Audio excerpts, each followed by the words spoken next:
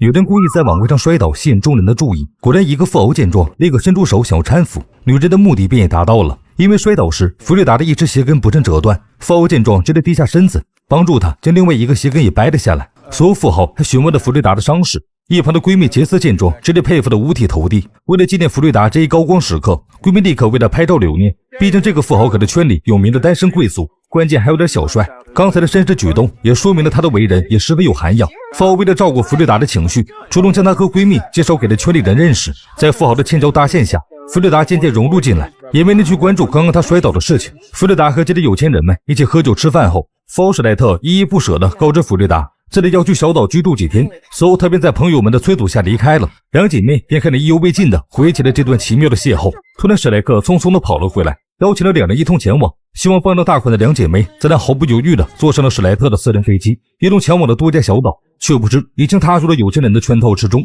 飞机停稳后，一行人乘坐专车驶向目的地。史莱特在这里斥巨资打造了一栋豪华的别墅，周围的美景又花费了不少心思。弗瑞达正沉浸在美景之中，却被告知进入这里需要上交手机。弗瑞达和杰斯一开始有些不想接受，史莱特并不在乎这类规矩，比如大家可以按照自己的意愿来。两姐妹发现周围的人纷纷上交了手机后，也不好意思搞特殊，只能也交了上去。接下来他们将和有钱人一同在美丽的小岛度过一段难忘的时光。史莱特给每个人分配的客房都堪比一间豪华的总统套房。表面上弗瑞达表现得见怪不怪，等待史莱特一离开，他再也抑制不住内心的喜悦，这里简直是弗瑞达住过的最好的房间。洗完澡之后，弗瑞达发现自己的房间中还有一款独特的香水，他喷完后走进自己的床时，看到了一套真丝衣裙。弗瑞达刚想换上，却发现闯进来的清洁工举止怪异地走向了自己。 Red Rabbit.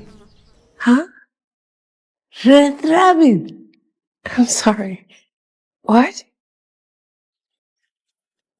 弗瑞达满怀期待的接下来的时光，因此没有将这个小插曲放在心上。他出门后才发现，史莱特为陪同前来的每个女孩都准备了一模一样的着装。弗瑞达因此和杰斯调侃起，这可能是活人献祭的前奏。很快，女孩们被大泳池吸引，她们穿着泳衣在泳池中玩耍。弗瑞达却在一旁看着史莱特的一举一动，险些入迷。他很快就收到了来自竞争对手小美的挑衅。弗瑞达看着小美和史莱特一同共饮了椰子水，只觉得醋意上头，于是他喝了一口酒，佯装枪柱般不停地咳嗽。史莱特见状，立刻走了过来，对他表达了关心。接下来，史莱特带领了弗瑞达一同在小岛上四处欣赏的美景。两个人在倾心交谈时，弗瑞达却再次看到了那个清洁工正在抓捕的毒蛇。他虽然觉得怪异，但并没有表现出来。夜晚，史莱特为大家提供了仪式感十足的烛光晚餐，大家一边交谈一边品尝着美味。他们相处得十分融洽，如同多年认识的老友。酒过3巡之后，突然一个男人站起身，拿出了一个神秘小药瓶，邀请了大家一同尝试，手便放在了桌子上。为了吸引史莱特的注意，弗瑞达毫不犹豫地第一个尝试起来。所有史莱特亲自将药水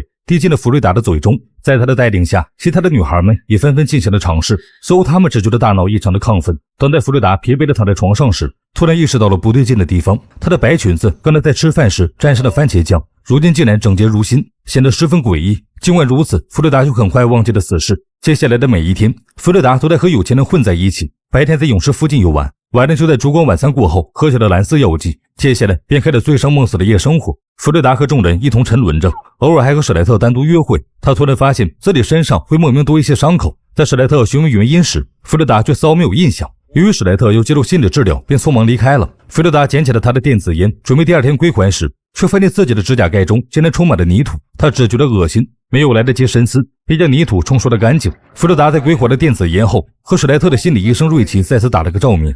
对方对于弗瑞达打招呼熟人的语气表现得有些不自然。 Very nice to meet you. I remember you. From the gala? That's right. 此时的弗瑞达还没有意识到事情的严重性。夜晚，女孩们和富豪们正在进行了狂欢派对。突然，一个女人的尖叫声打断了他们。弗瑞达发现杰斯竟然被一条毒蛇咬伤了。史莱特冲了出来，拿着酒瓶将蛇砸成了肉泥。索德查看起了杰斯的伤口后，便凭借着经验断言，虽然这条蛇有毒，但那杰斯肯定不会受影响。但那杰斯却担心自己葬身于死。由于小岛周围没有医院，他此时一心想拿回手机拨打求救电话。弗瑞达却明白，这也意味着他们会因此离开。突然，杰斯告知弗瑞达，这个地方有点奇怪。殊不知，弗瑞达此时已经鬼迷心窍。他为了每天能够在富豪的地盘享受了有钱人的待遇，竟然恳求了中了蛇毒的闺蜜陪着自己留在小岛上继续生活。最终，闺蜜心软的留了下来。在众人推杯换盏之间，杰斯因为蛇毒发作流起了鼻血，接下来他便神秘地消失在了小岛上。醒来后的弗瑞达却丝毫没有察觉到异常，他闲着没事在小岛上散步时，突然发现了一个礼盒的袋子。弗瑞达捡起袋子后，便发现了一栋红房子就在不远处。他好奇地走进房子中冒险，却发现里面陈列着许多礼品盒。突然弗瑞达听到礼物传来的响动，便走过去打开了小门，却发现了奇怪的清洁工。考虑到对方或许有些智力问题，弗瑞达对他多了一些耐心。清洁工对他笑了笑后，将自己手中装了绿色液体的瓶子递给了弗瑞达。弗瑞达毫不犹豫地喝了一口，却被里面浓烈的味道呛住了。随后他才知道清洁工给自己的竟然是蛇毒。弗瑞达吓得连忙离开了房子，清洁工却一直重复了一个称呼。喝完药酒后的弗瑞达突然变得奇怪起来，他被噩梦惊醒后，便不再和众人一起嬉戏打闹。情敌小美第一个注意到了他的异常，在大家一同晒日光浴时，弗瑞达看着众人传递的打火机，突然想起了自己的闺蜜杰斯已经失踪了许久。然而接下来女生们的话却让弗瑞达感觉到细思极恐，她们对杰斯的存在似乎毫无印象。弗瑞达不甘心地跑向了闺蜜的房间，却发现已经变成了仓库。弗瑞达这才想起来，大家每天早上醒来总会遇到一些奇怪的事情，比如自己的指甲里总能堆满泥土，有人的额头上被画上了奇怪的图案，有人的刘海被剪得凌乱，甚至有人眼眶带伤，但是大家却不清楚任何原因。弗瑞达躲到房间中，不停拍打着自己的脑袋，试图让自己清醒过来，却发现一个男人寻找的刀具掉落在了自己的房间，这究竟是怎么回事？小美在此时敲开了弗瑞达的房门，她将写着杰斯名字的打火机递了过来。小美虽然也不记得杰斯的存在，但她很敏锐地察觉到了异常之处，两个情敌因此深入讨论起来。接着弗瑞达才发现，随行的女生们和史莱特竟然都是第一天认识。搜小美也亮出了自己身上突然出现的伤口，觉得自己也有些摸不清头脑。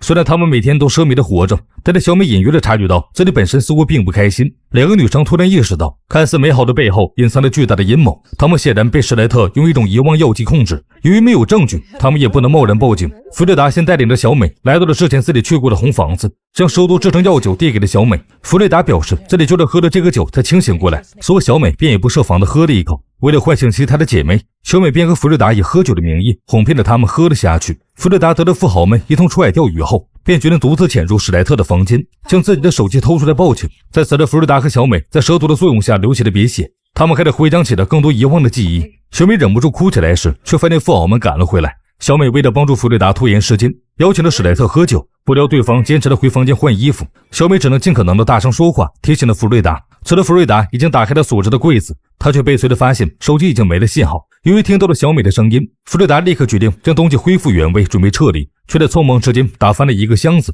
里面许多照片洒了出来。弗瑞达发现所有人都在举着那个红色的礼盒，他却来不及细思，只因此时史莱特已经打开了门。他连忙将剩下的照片塞进了自己的衣服中，缩躲在了桌子下方。随着弗瑞达的鼻子再次流出了鼻血，一些碎片化的记忆开始出现在了脑海中。他想起来自己如同戏语工具一般被富豪们轮流玩弄着，自己的闺蜜杰斯就是因为蛇毒清醒了过来，因此惨遭杀害。由于有神秘药水的存在，女孩们逐渐忘记了痛苦的记忆。弗瑞达忍不住流下眼泪，她死死捂住自己的嘴，防止发出任何声音。趁着史莱特没注意时，弗瑞达从侧门中逃了出来。他后怕地找到了小美，两人佯装镇定地讨论着接下来的计划。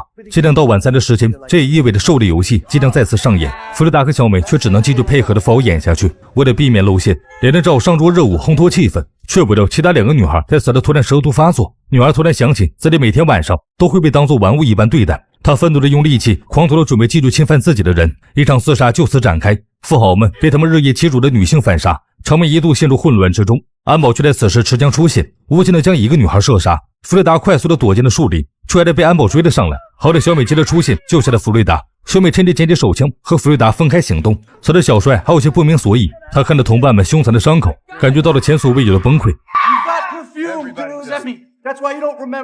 史莱特在此时缓缓地走向了双手被束缚的爆炸头，狠狠地踩向了他的喉咙，直到对方彻底死亡。弗瑞达在奔跑时不慎摔倒，藏在衣服里面的照片也在此时掉在了地上。突然他惊恐地发现自己曾经就来过小岛上，当时就是涂着红色兔子的美甲。此时同样在毫无准备的情况下，喝下蛇毒的女仆找到了弗瑞达询问起缘由，他却丝毫没有感谢的心思。在长久的熏陶下，女仆宁愿自己遗忘的所有，每天快乐地活着。弗瑞达见对方如此不知感恩，决定持刀将其反杀。所有弗瑞达和小美结合在一起，决定一同杀向史莱特的老巢。弗瑞达装作求助的模样敲响了房门，不知情的小帅打开门后便被小美射杀。弗瑞达趁机闯了进来，和史莱特扭打在了一起，奈何男女铁的悬殊，弗瑞达很快被制服。使得他再次回想起了一些痛苦的遭遇。当年弗瑞达也曾被骗上小岛过，他如同玩物一般，被富豪们玩弄于股掌之间。曾经的一位富豪，就是因为弗瑞达失去了一根小指。史莱特不介意帮助弗瑞达仔细的回想一下当初的事情，却不料弗瑞达也在此时用玻璃碎片划开了束缚自己双手的布条。史莱特丝毫没有意识到自己犯了错，反倒认为自己帮助弗瑞达遗忘了痛苦的记忆，对方应该感谢他。随着小美见弗瑞达迟迟不出来，使用子弹射起了门，被惊动的史莱特随手将自己的电子烟放在了一旁，便出门去追赶起了小美。随着小美因为许脚印暴露了自己，史莱特将她捉到了房间中，却发现弗瑞达正举着刀对准自己。史莱特不以为然地抢了过来，并习惯性地抽了一口电子烟，随后他便在弗瑞达的祈求声中准备将小美杀掉。突然史莱特扔下了刀子，他对于眼前发生的事情有些不明状况。原来弗瑞达已经意识到史莱特准备的香水才是让人遗忘记忆的关键，于是他给电子烟中加了料。小美和弗瑞达逃了出来后，点燃了豪宅。弗瑞达坚决地选择了将昏迷的史莱特拖了出来，从此两人分道扬镳。等待的弗瑞达在他出现在公众视野时，他已经成为了史莱特的妻子。曾经与史莱特同流合污的瑞奇被弗瑞达直接送到了警局，如今弗瑞达完全掌控了史莱特的商业帝国，那些成为了人上人。